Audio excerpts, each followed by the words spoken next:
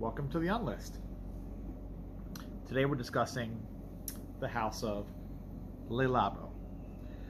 It's not a house that I am particularly fond of, but in the spirit of being helpful and informative, I want to make a video about the brand and their origins, the way they make fragrances, their overall aesthetic, and then we can get into why I don't like them later, right? But if you're just looking for information, like what's the deal with Labo, I'll give you that first, in all fairness. Just like how I did with Tom Ford, my Tom Ford video. I mean, I discussed what the brand's really about, how it came about, and then I went into why I don't like it. So here we have another niche brand that is really more like a luxury brand with their pricing and their product placement, since you can find Labo in most high-end department stores like Nordstrom, Saks Fifth Avenue, Bergdorf Goodman, Bloomingdale's, etc., etc. They started out as an independent niche brand, like so many of the now corporate-owned ones did. Sort of like Editions de Parfums Frederic Malle was originally independent, and it became part of a larger portfolio. A lot of these niche brands started out with the intention to kind of subvert the expectations of designer perfume customers to offer something truly different, truly unique. They were always at a higher price than your typical Chanel, Dior, YSL, whatever, but you paid a higher price because you were getting a more artistic, more unique product, not your run-of-the-mill aquatic, fruity, patchouli thing or whatever, okay?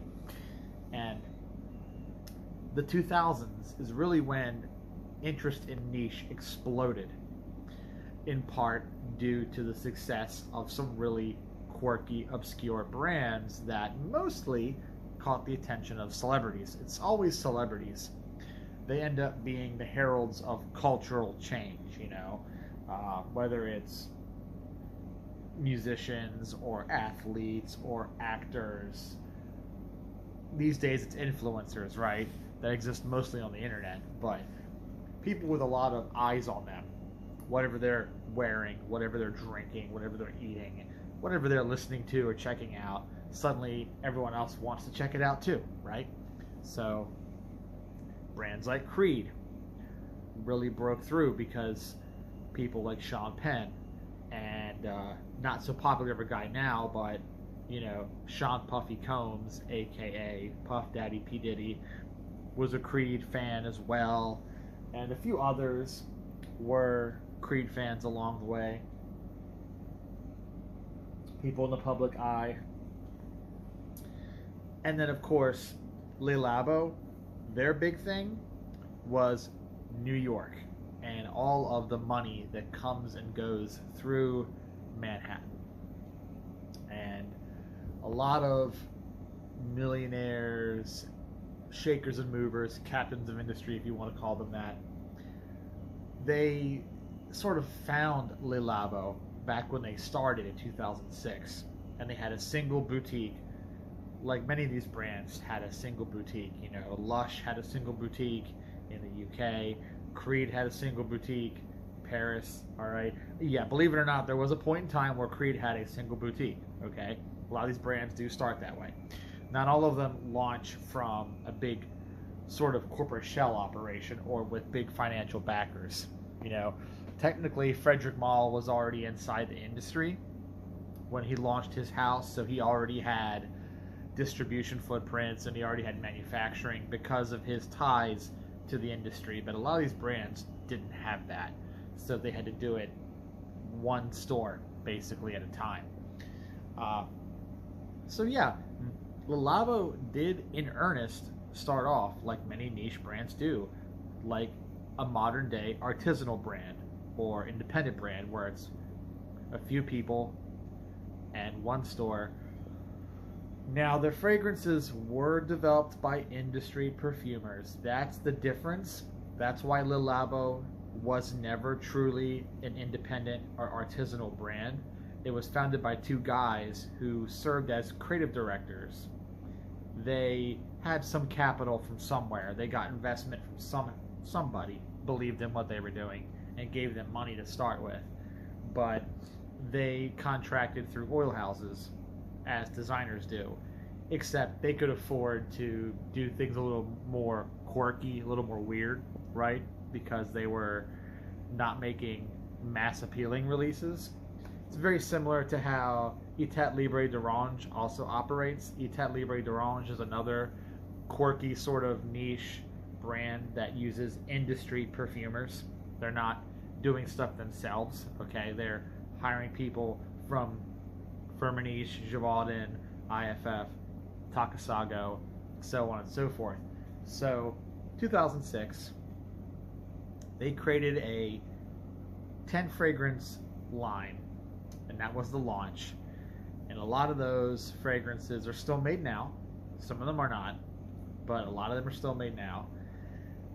And their big thing, the reason why Le Labo got popular, is their original presentation was unpretentious. They were trying to make perfumes in a format that was similar to what a druggist or apothecary, alchemist, if you want to say that, old school term, where you go in and it's basically like a little lab, hence the name Le Labo. It's a little lab. All the materials are up on the shelf. The guy is there at the counter.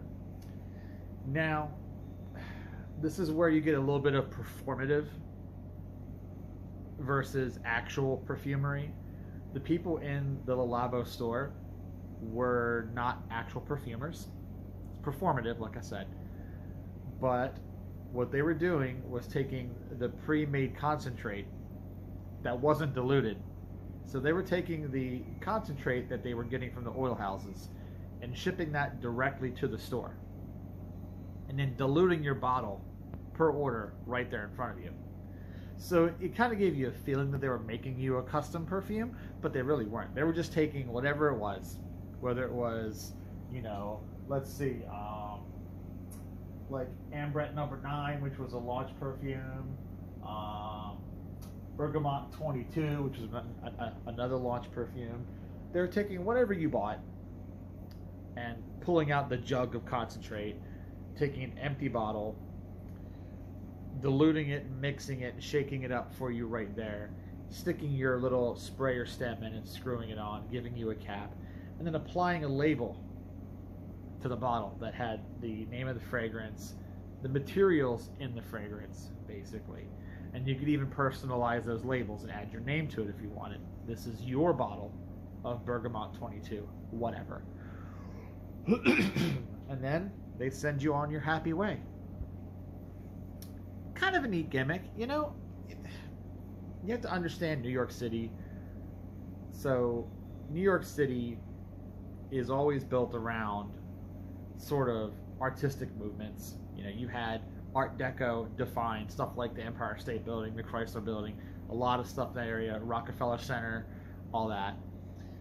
And so at the time Le Labo was basically first getting started, people were really into that industrial sort of return to the Victorian era look, where it's tin ceilings and tiled walls and grout on everything and dark woods and wooden stools and just sort of raw wood floors. That whole thing was really popular. That whole, what we call postmodern style.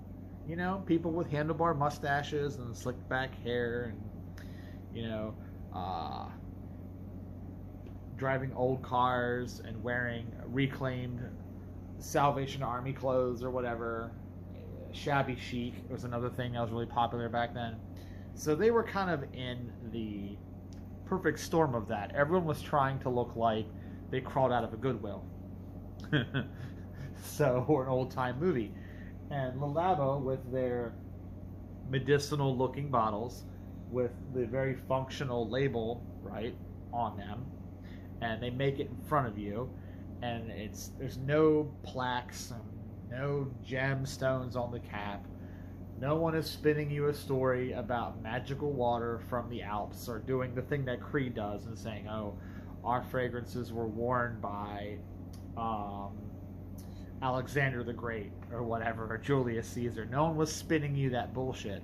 So people like that about the brand. They like that. They genuinely like that.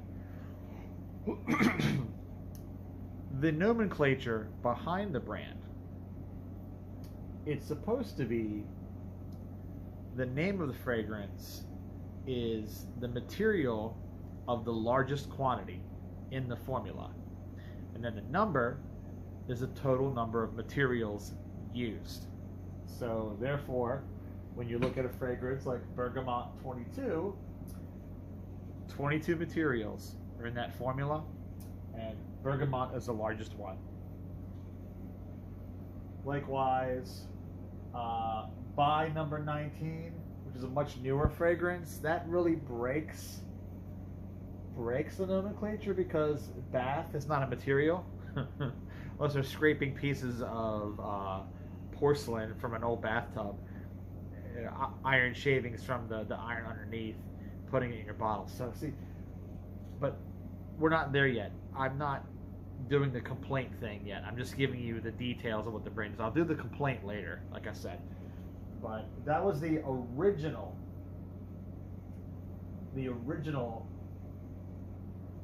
point. Fleur d'Oranger, which is basically orange blossom, 27. So 27 materials. And you know, that tracked. That really was, you know, people like that. But the thing is, when you put the name of the fragrance as the largest quantity of material in the fragrance, you create a certain expectation. That's what the fragrance is going to be about, what it's going to smell like. And that's not often the case with this brand. Now, this isn't a complaint, this is just an observation. So, obviously their most famous fragrance is Santal 33. And that came out much later. That came out in, 2011. So that came out, 5 years later. And Santal 33 does contain sandalwood. It's New Caledonian sandalwood. It's not Mysore sandalwood, but it does contain real sandalwood. But it's got all these other materials. It's got these ionones in it, iris and violet. So we're talking alpha isomethyl ionone and beta ionone as well. It's got these leather materials. It's got this very strange suederol kind of leather material, and that gives you this pickle smell that I always talk about the picklewood smell in all of my videos where I'm bashing fragrances that smell like this. I only really have one fragrance in my collection that does this well, and it's this Mont Blanc Explorer Platinum. It kind of does the so-called picklewood thing, which is really, like I said, it's artifice. It's the way violet and iris ionones are smashed together with a leather material, and then you put a bit of sandalwood on top of it. And the point of it, and I understand the point of it is to make a really dry, woody interpretation of sandalwood, which veers closer to red sandalwood. If you've ever smelled Chinese sandalwood, which is often referred to as red sandalwood because it's often used to create these structures that are painted red, when the wood itself is much darker in color than the Mysore sandalwood, which has more of a tan color. You know, what they make their chandan sticks out of, where you rub those together and make powder, and it smells fantastic. But the red sandalwood is much drier, much woodier. Tam Dao, which is a diptyque fragrance, is actually a very good display of red sandalwood, as opposed to Mysore sandalwood, which is known for being musky and creamy, right? Mysore sandalwood is not so woody. It's just very musky. And a lot of vintage enthusiasts like that muskiness and that becomes their standard for sandalwood, things like Samsara and all that. But the red sandalwood is really woody. So if you're thinking of more like a cedar wood kind of thing, but done via sandalwood, that's the game that's being played. And Santal 33 was kind of taking that Tam Dao concept and going further with it. I understand the point, but the way the synthetics are used in that fragrance, it has that awful, unfortunate pickle sort of ambiance. It doesn't have vinegar in it, okay? It doesn't have dill in it, so it's not truly pickle. I get it. It's more of a ghost note, and we always joke about it, and people get mad that they get really butthurt about it. But that fragrance went basically viral. Basically viral. And when it did, every trendy, like I said, hipster, postmodernist type of guy with the little soul patch or whatever, you know, and then of course every artistic Delia Dietz type of person in New York City with their own little wannabe art gallery, they had to start wearing it too. And then, you know, it catches on with influencers, and then celebrities find it. Next thing you know, everybody, not normal people, but everybody with money, effectively, everybody with deep pockets. So then Santal 33 gets that unfortunate money smell. It becomes a money smell, like Baccarat Rouge 540, like Creed Aventus, okay? It becomes associated with money. You smell that and you're like, that person has money, right? That person's rich. They smell like that. That's a rich person smell. Which then makes poor people want it more, because then you're like, oh, well, I want to smell successful. I want to smell like I have money. I don't want to smell like some bum who's just wearing your normal everyday Versace. Oh, no, Versace is too basic now. I got to go up to the Labo. And then, of course, the dollar signs come rolling in, because now you've created a product that has a conspicuous consumption element, which really goes against the unpretentious, sort of back to basics kind of, it's all about the perfume vibe that Le Labo was trying to set. The viral success combined with the class of person wearing the fragrance, unfortunately attached. They were doing their best to try and avoid pretentiousness and avoid elitism and avoid snobbery and obviously social class. They were trying to avoid all that with their products. But, you know, people are people. Depeche Mode said it best. So it found them. All of that garbage, all that hubris found them. And obviously, what happens next? Well, the founders of the company see a pump and dump opportunity because they want to get out. They're in over their heads now. So they're in over their heads. They want to get out. This is not what they wanted. I mean, they're happy that they're now millionaires themselves, making tons of money, but they're in over their heads. So Fabrice Penoy and Edward Roshi are the two guys. They cash out. Who do they cash out to? Oh, none other than Estee Lauder. They did what Joe Malone did. They did what Frederick Malle would eventually do. And they cashed out. I think Byredo is also Estee Lauder. I could be wrong, but let me check. Pretty sure. By Killian, yep, they cashed out. The Labo, Frederick Malle, Joe Malone. I'm shocked. Okay, so Byredo must belong to somebody else then. But yeah, definitely Tom Ford. And some other lesser known ones too, like Erin and Avita, and you know, brands that don't really don't make perfume really. But more to my point is the original founders cashed out, and so since that point in time, so mid 2010s, Le Labo has been basically just another luxury brand, another brand in the portfolio of Estee Lauder. Okay, so they've kept most of the aesthetics of the original brand intact. They've moved the whole mix it in front of you concept to select stores. Certain flagship department stores get their own Le Labo counter where the employees are trained to do the same thing, to bring in the concentrate, the oil, mix it with the alcohol right in front of you, shake it up, give you your atomizer, put your label on it with your name or just blank, and send you out the door. But most places, you're just getting a bottle in a box. It's pre-filled, pre-labeled, like you would buy literally any other perfume. So now, here's my issue with them. The reason why I don't like them. I understand that when they put the name of a material and the number of other materials in the fragrance, that they are not saying this is a rose fragrance. They are not saying this is a vetiver fragrance. They are not saying this is whatever. But you would think if that is the largest material in the formula based on their naming scheme, that it would be the most noticeable thing in the perfume.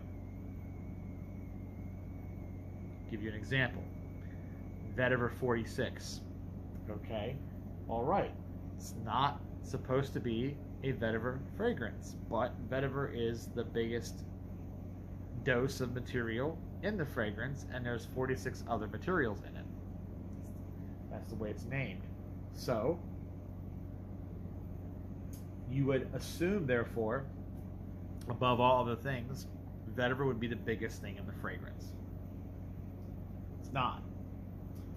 Vetiver is somehow barely perceptible. So if it is the largest material in the fragrance, it's only by a very small margin.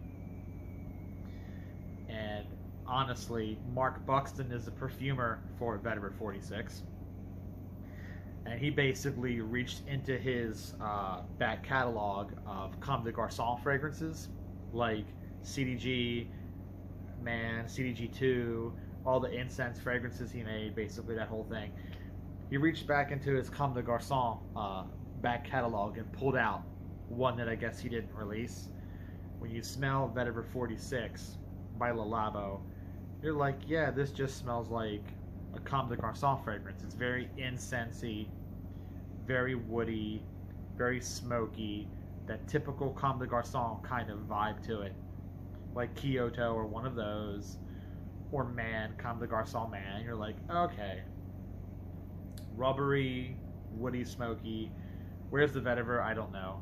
It's out on lunch break. It'll be back later. Disappointing. Okay, disappointing. Now, meanwhile, you have something like this, which, by the way, is a sample of Fat Electrician. I love this stuff. I'm going to buy a bottle of this. If you watch this video in like 6 months from now, I'll already own this bottle, but as of recording this, I don't. It's fantastic fragrance, but this gets the idea correct. So, like, Etat Libre d'Orange does what Le Labo tries to do correctly. They make a fragrance that is not called vetiver. It says vetiver in the subtitle. It's Fat Electrician Semi-Modern Vetiver Fragrance. That's what its subtitle is, Semi-Modern Vetiver Fragrance.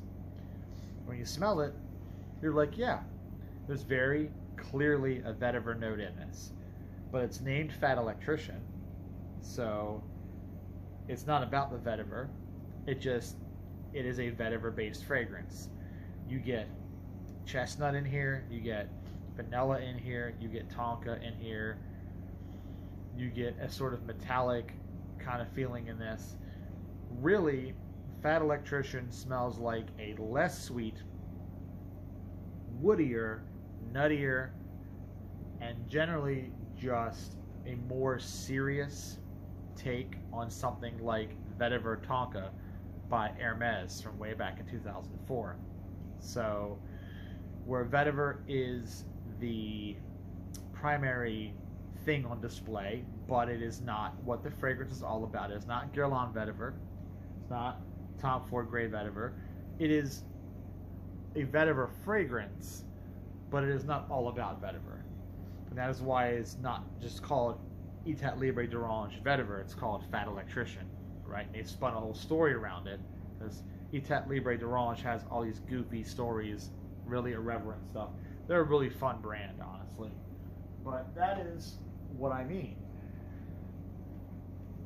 The Labo could have done something like that with Vetiver 46, where the vetiver would be more noticeable, but there would be enough other stuff, enough other things going on in the fragrance, that it would still be a abstract, conceptual piece, like Fat Electrician is a conceptual piece. It could be conceptual, but you still see the word vetiver on the bottle, and you're like, okay, I expect to smell vetiver. You don't buy that thinking that I'm not going to smell any vetiver at all, which is what you get with that fragrance. And I can name a bunch of these because I've smelled many Le Labo fragrances, okay? So, Rose, 31, I think it's called? Yeah, Rose 31. I don't smell any rose in it at all. It's like a soapy white musk fragrance. It's okay. It's not great. Thé Noir 29. Thé Noir 29 is actually more of a rose fragrance than Rose 31. And it's a very big, smoky, gothic kind of rose. There's something in there that's trying to be black tea, I guess. Trying to be, but it's just a smoky, woody, kind of almost leathery profile, you know. And I tell people, since Le Labo is very, very, very expensive, I was telling folks just to buy this instead. This is discontinued now, so this is also expensive, but even in discontinuation, this is still cheaper. This is Cartier Declaration d'un Soir, for those who are not familiar. It was one of the more interesting flankers of the Declaration line. Didn't have much in common with Declaration, mind you. It was kind of its own thing. That's why it was so special. And it was kind of a dry, gray, sort of woody, smoky, interesting treatment of rose. Like, you take the color out of the rose and make it a gray rose. It's kind of what you get with this. And I found it very interesting and very cool. Apparently not enough to keep it on the market, though. And I would recommend that over Thé Noir 29 every day of the week. There's a couple of these that do smell kind of like what they say they do. Oud 27 does smell like oud fragrance, but that's the exception, not the rule. It's one of the few Le Labos I like, but therein lies the problem, is this brand makes all these fragrances that don't really smell like the materials listed on the bottle. And they try so hard to avoid being pretentious, but the customer base and the aura that they've farmed, to use a Gen Alpha term, all the aura they've farmed is pretentious. So they end up sort of betraying themselves with the pretentiousness. And the few cases where you find a fragrance, like Oud 27, that smells like what it advertises to be, it's $340 fucking dollars. It's $340 for a 100 ml bottle. And there are so many other oud fragrances that smell just like that. So many other options that smell like Oud 27 that you would be just out of your mind, out of your fucking mind, to spend $340 on it. And that's kind of the running thing with most of these Lauder-owned niche brands, whether it is Frederic Malle, whether it is Byredo, whether it is by Kilian, is they all smell a lot like other things you could have for much less money. Now, Frederic Malle gets a bit of a slide because he does have some unique things. There's nothing really that smells like Portrait of a Lady out there. Nothing that really smells like Parfums de Therese out there. You know, Eau de Hiver with Pierre Bourdon perfume. Nothing really smells like that either. So they do have some unique stuff. But by and large, a lot of their fragrances are found in other brands slight tweaks. And then last but not least, the silly city exclusives, where they make fragrances that are only sold in certain cities around the world. And all of those, like Benjamin 19 Moscow, By Rose 26 Chicago, Aldehydes 44 Dallas, Bigeron 18 Hong Kong, so on and so forth, Clea 28 Dubai, and I can just go on and on. And all of these fragrances are only sold in the stores found at those cities for 11 months out of the year. 11 months. So for most of the year, you've got to be some rich asshole who can just jet set all around the world, basically. Someone with a private jet or with unlimited first class, whatever, and you can just fly wherever you want, and you just basically go connect the dots, la la la, like Pee Wee Herman, until you get them all. Or 1 month out of the year, you can spend all your money because they all become available online. Anybody, anywhere in the world can buy the city exclusives for 1 month, end of August to the start of August. Is it end of August? Wait a minute. Hold on a second here.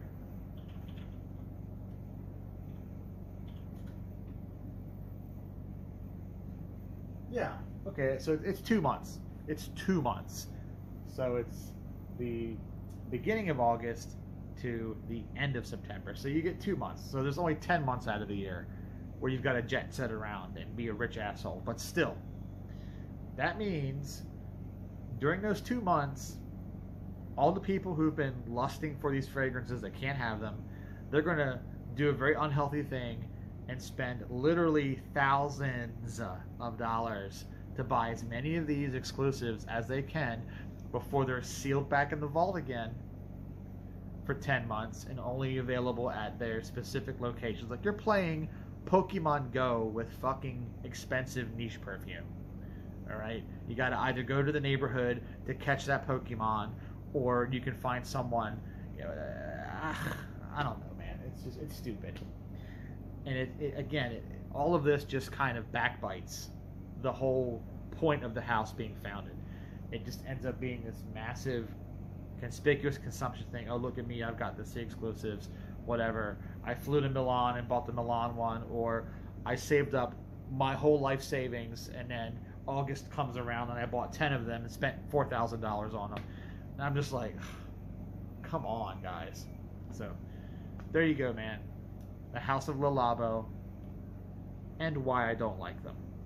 Your thoughts in the comments below, and I'll catch you later. Or maybe I'll stick around a little longer. Yeah, actually, I'll stick around a tiny bit longer, because I do want to say that Le Labo did come out with a non-Le Labo line, where they were trying to like make fragrances that were back in the 1700s, and those came in unique bottles, and they had actual names. Oh wow, they had actual names. So yeah, stuff like, let's see, what else? Yeah, like Chant de Bois, Bouquet Blanc, Belle de Soie, you know, Orange Discreet, and stuff like that. I'm terrible at French pronunciation, so whatever, sue me. But, and those fragrances came out right before the founders left. So one of the last things they did, one of the last things the founders did before they rolled out, was come out with these normal fragrances that had historical leanings. Those were cool. I liked those. They got immediately killed the moment Estee Lauder bought them. The moment they cashed out, all like creative hope of making something kind of cool and historic and relevant, out the window. So okay, that's it, guys.